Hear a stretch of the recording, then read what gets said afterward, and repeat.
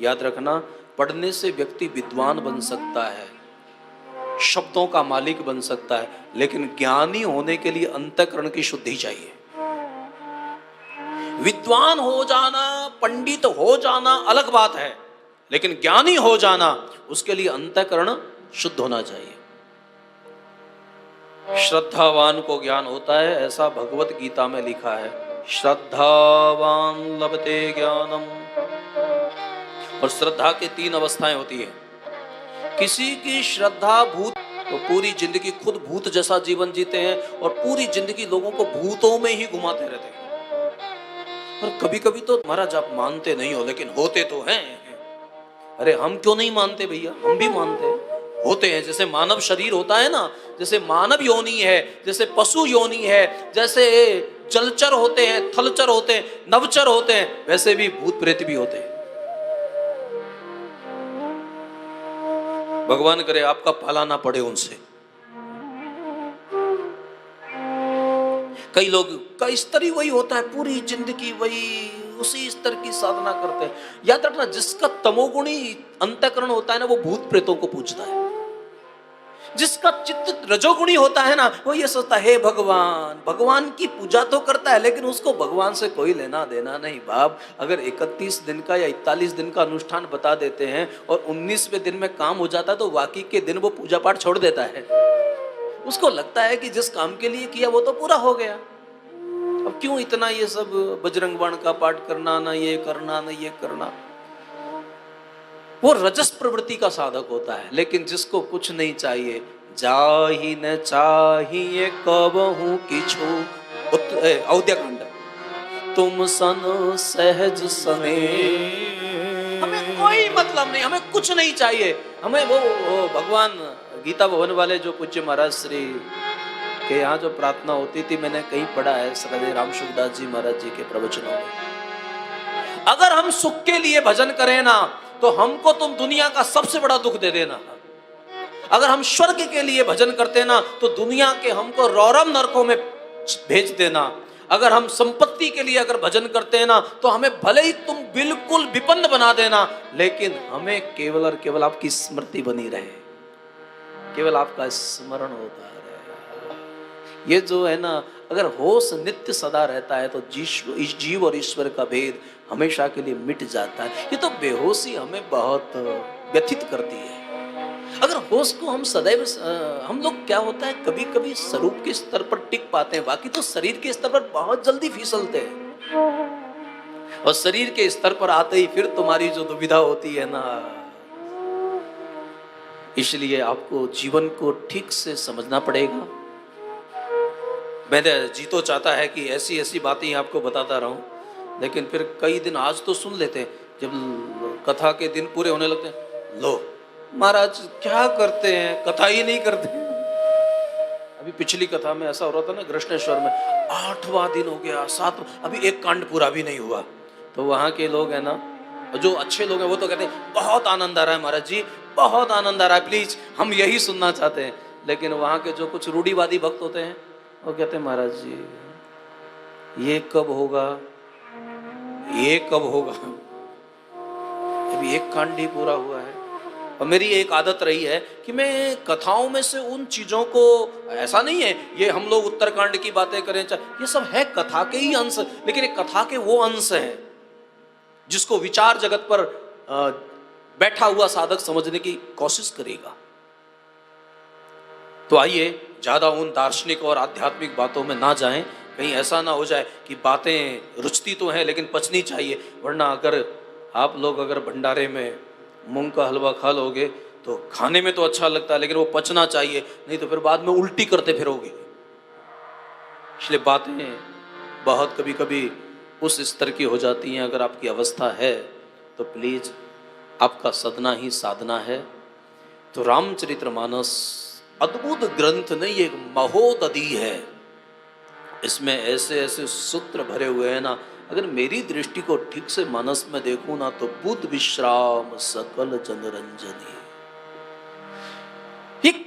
बुद्ध विश्राम, साधारण जो लोग हैं उनके लिए मनोरंजन होता है, चलो चलो कथा में चलते थोड़ी देर के लिए, 3 घंटे देखना बढ़िया टाइम पास होगा। और कुछ लोगों को लगता है नहीं नहीं भैया, काम धंधा छोड़ो, सबसे पहला ये काम है। अगर बुद्धि शुद्ध होगी और घर में पुण्य होगा ना, तो सब भगवान के लिए, कोई नहीं, छुट्टी ले लो।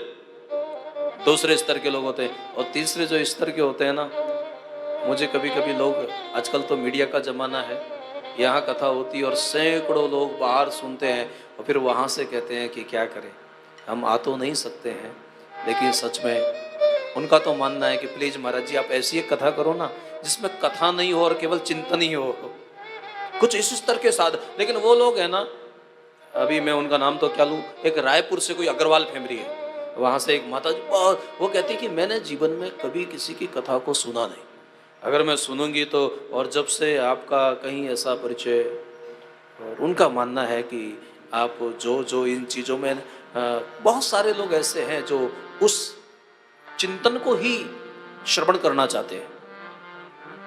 तो साधक का अपना मौलिक स्तर होता है, लेकिन मेरा मानना है कि जीवन में कर्म योग भी होना चाहिए, ज्ञान योग भी होना चाहिए, और सबसे ऊंची जो अवस्था है ना, लेकिन वो हमारी मान्यता नहीं होनी चाहिए, वो हमारी अनुभूति होनी चाहिए, सब भक्ति रस होना चाहिए।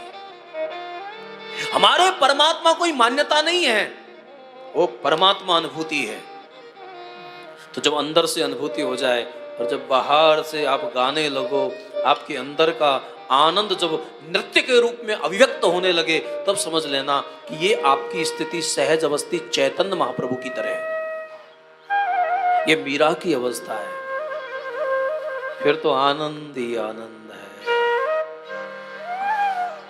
तो राजस्थान की ये बहुत वीर भूमि है, और मुझे याद है मैंने जैसा पढ़ा है, इब्राहिम लिंकन जब भारत आने लगा तो उसकी माँ को उसने प्रणाम किया, जैसा मैंने पढ़ा है, तो उसने कहा कि बेटा भारत जाओ तो राजस्थान जरूर जाना, और राजस्थान से हल्दी घाटी की है ना मिट्टी मुझे लाके देना।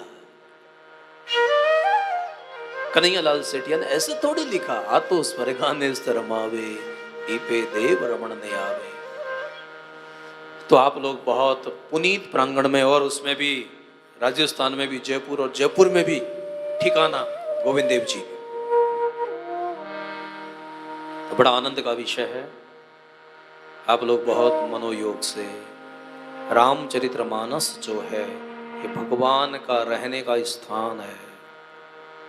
रामायण, राम अयन, जहां परमात्मा रहते हैं, तो वहां भगवान गणेश का स्मरण किया। वर्णानामर्थ संघानाम रसानाम छंदसामपि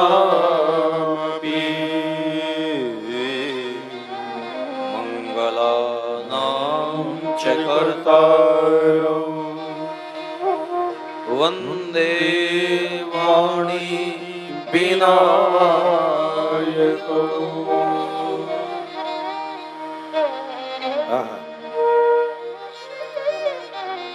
सरस्वती को प्रणाम किया, वाणी की देवी है, या कुंदेन्दु तुषार हार धवला। क्या क्या संस्कृति है हमारी। शब्दों को जैसे ही उच्चारित करते हैं तो वो चित्र हृदय में अंकित हो जाते हैं। यही साधना करने का एक तरीका होना चाहिए कि अगर जप करने वाला हाथ में जैसे ही माला झोली पकड़े ना, और जैसे ही इष्ट मंत्र का स्मरण करे ना, तुम्हारे हृदय में परमात्मा प्रकट हो जाना चाहिए। और अगर ऐसा नहीं हो रहा है तो समझ लेना, अगर आप भजन करते और फिर भी दुख नहीं मिट रहा है, तो मैं कोरे कागज पर लिख दूं, आपका भजन नहीं हो रहा है, भजन के नाम पर कुछ और हो रहा है। कई लोग भजन के नाम पर पता नहीं क्या क्या करते हैं। अगर भजन करने वाले व्यक्ति के जीवन में दुख नहीं होता है, और अगर अभी भी दुख अगर है तो क्षमा करिएगा। अभी आप जाप कर सकते हैं, आप कर्मकांड, अभी भजन नहीं हुआ है। भजन करने वाला व्यक्ति कोई दुखी रहता है क्या? भजन को समझने की कोशिश करिएगा। किसी क्रिया का नाम भजन नहीं है। कई लोग अब क्या समझाएं, ऐसे लोगों को समझाना भी बहुत कठिन हो जाता है। मैं पुनः पुनः कहता रहता हूं कि आप जो भी करो, प्रत्येक कर्म में तुमको आनंद की अनुभूति होने लगे, उस अवस्था का नाम भजन है। आपकी प्रत्येक परिस्थिति आपको आनंद दे,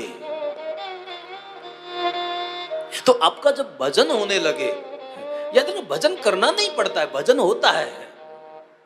जप करना पड़ता है, साधन करना पड़ता है, भजन करना नहीं पड़ता है, भजन होता है।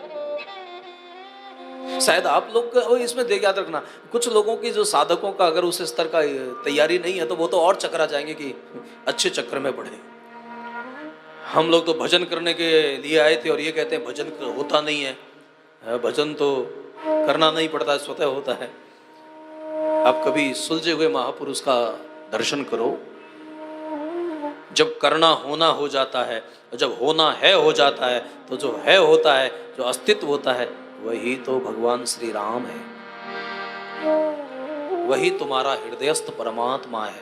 मेरा आपसे निवेदन है, आप पूरी जिंदगी संसार के कामों में रहना, लेकिन जिंदगी में एक बार होश में राम कथा सुन लेना।